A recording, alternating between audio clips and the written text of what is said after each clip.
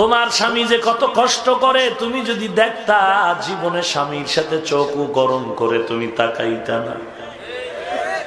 তুমি মনে করছো সন্ধ্যাবেলা তোমার স্বামী টাকার বান্ডিল নিয়ে মার্কেট করে হাজির, তোমার স্বামী রিক্সাওয়ালা, ড্রাইভার, শ্রমিক, তোমার স্বামী চাকরি করে, ওখানে কত কষ্ট,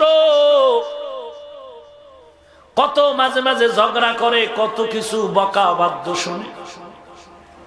একমাত্র কারণটা কি মা? তুমি বুঝলা না, তোমার স্বামী তার জন্য এত কষ্ট করতো না।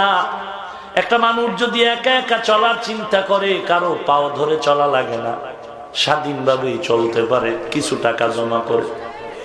কিন্তু তোমার স্বামী এত কষ্ট করে কেন? মানুষের গালি শুনে, কত গালি, কত ঝগড়া, কত সময় মারপিট হয়। শুধু একমাত্র কারণ, আমার এই কষ্টের কামাই রুজির থেকে আমার স্ত্রী খাবে, আমার সন্তান খাবে, তাদের মুখে হাসি আনবে।